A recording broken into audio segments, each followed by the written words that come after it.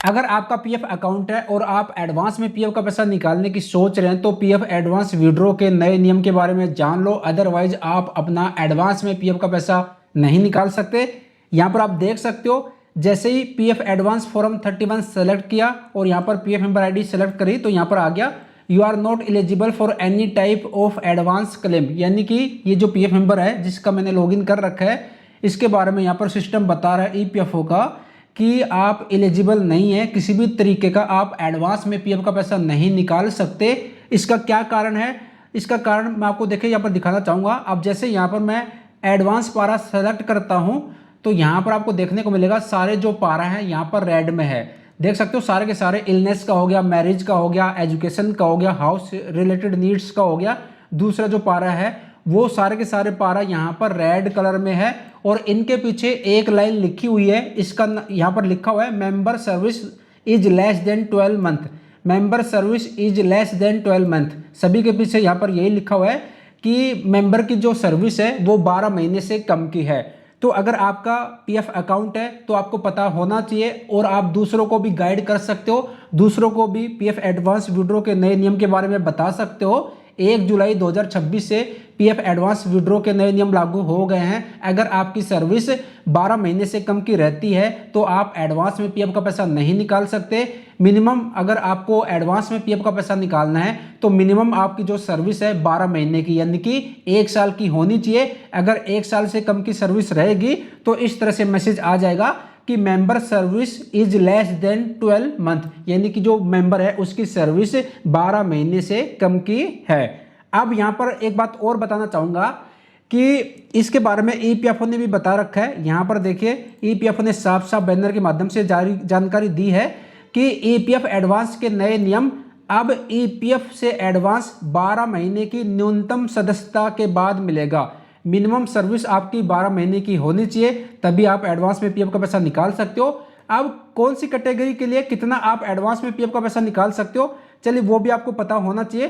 तो यहाँ पर बता रखा है अगर आपको इलनेस के लिए एडवांस में पीएफ का पैसा निकालना है तो कोई भी लिमिट नहीं है, आप जितनी मर्जी चाहे बार आप एडवांस में निकाल सकते हो। इसके साथ साथ एजुकेशन के लिए अगर आपको एडवांस में पीएफ का पैसा निकालना है, अपने खुद की पढ़ाई के लिए या फिर अपनी फैमिली मेंबर की पढ़ाई के लिए एडवांस में पीएफ का पैसा निकालना है तो आप अपनी पूरी सर्विस में मैक्सिमम 10 बार आप एडवांस में पीएफ का पैसा निकाल सकते हो।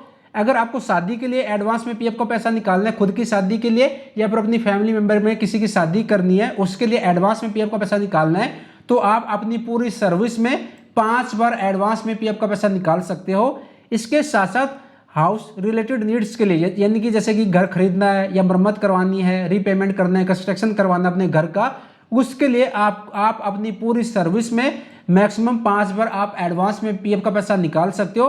और यहाँ पर इन्होंने एक स्पेशल कैटेगरी भी बना रखी है, इसके तहत आप पूरे फाइनेंशियल ईयर में बोल सकते हैं 1 अप्रैल 2026, अभी 2026 चल रहा है तो इस फाइनेंशियल ईयर की लेते हैं 1 अप्रैल 2026 से लेकर 31 मार्च 2027 तक जो फाइनेंशियल ईयर चलता है उसमें आप पूरे फाइनेंशियल ईयर में मैक्सिमम आप 2 बार निकाल सकते हो।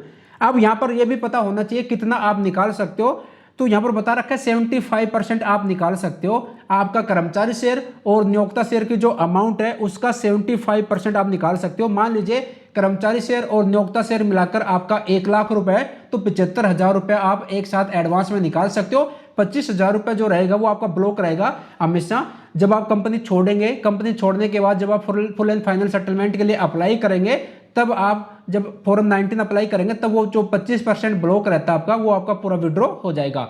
तो पूरा कर्मचारी शेयर नियोक्ता शेयर का 75% आप निकाल सकते हो। अब एक और एग्जांपल ले लेते हैं, मान लीजिए आपका जो कर्मचारी शेयर है उसमें आपके 5,000 हैं और नियोक्ता शेयर में है आपके 9,000, तो टोटल कितना हो गया? टोटल हो गया 14,000। अब 14,000 का 75% आप कैलकुलेशन कर लीजिए, गुना करते हैं 75 और भाग दे दिया इसको 100 से, तो हो गया 10,500 रुपए आप निकाल सकते हो। तो इस तरह से आप कैलकुलेशन भी कर सकते हो।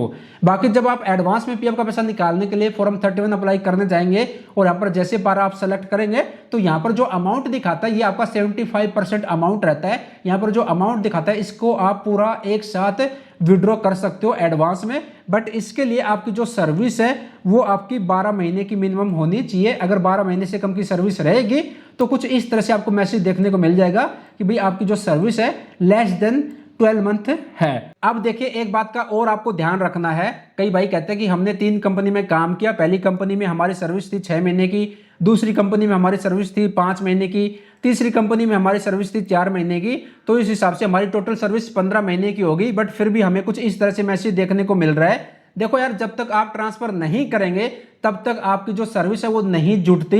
जब तक आप ट्रांसफर नहीं करेंगे, पुरानी सर्विस का पैसा करंट में आप ट्रांसफर नहीं करते, तब तक आपकी जो सर्विस रहती है पहली कंपनी में आपकी 6 महीने की ही मानी जाएगी, दूसरी कंपनी में भी आपकी 5 महीने की सर्विस मानी जाएगी, तीसरी कंपनी में भी आपकी 4 महीने की सर्विस मानी जाएगी। तो आपकी 14-15 महीने की सर्विस नहीं होगी। अगर आप ट्रांसफर कर लेते हैं तो फिर आपकी टोटल सर्विस जो है वो जुड़ जाती है। मान लीजिए इस एक कंपनी में आपने काम किया 6 महीने, दूसरी कंपनी में आपने काम किया 7 महीने, तो आपके हिसाब से तो 13 महीने की सर्विस हो गई। बट जब तक आप ट्रांसफर नहीं करेंगे तब तक आपकी जो सर्विस है पहली कंपनी में 6 महीने की रहेगी और सेकंड कंपनी में 7 महीने की रहेगी। अगर आप ट्रांसफर कर लेंगे तो आपकी टोटल सर्विस जुड़ जाएगी, तो टोटल सर्विस आपकी हो जाएगी 13 महीने की। फिर आप एडवांस में पीएफ का पैसा निकाल सकते हो। तो ट्रांसफर जरूर कीजिए जब भी आप कोई नई कंपनी ज्वाइन करते हैं। तो जितनी भी आपकी पुरानी पीएफ मेंबर आईडी रहती है, पुरानी जितनी भी कंपनी रहती है, उसका पैसा करंट में जरूर ट्रांसफर कर लीजिए। अदरवाइज आपको पीएफ का पैसा निकालने में दिक्कत आएगी, या फिर जब आप कंपनी छोड़ेंगे तो करंट का ही विड्रॉ होगा, पुरानी का रह जाएगा। तो मेक श्योर, मैं अपनी हर वीडियो में कहता हूं कि जब भी आप कोई नई कंपनी ज्वाइन करें, पुरानी जितनी भी पीएफ मेंबर आईडी है, पुरानी जितनी भी आपकी कंपनी है, उसका पैसा करंट में जरूर ट्रांसफर कर लीजिएगा। तो भाई आई होप आपको डाउट क्लियर हो गया होगा पीएफ एडवांस विड्रॉ के नए नियम के बारे में। मैंने आपको अच्छी तरह से एक्सप्लेन किया है, काफी सारे मेरे को कमेंट आते हैं। तो एडवांस में पीएफ का पैसा निकालना तो मिनिमम सर्विस 12 महीने की आपकी होनी चाहिएगा। बाकी इस तरह की इंफॉर्मेटिव वीडियो आपको आगे मिलती रहेगी। तो चैनल पर नए हैं तो चैनल को सब्सक्राइब जरूर कीजिएगा। मिलते जल्द नई जानकारी के साथ।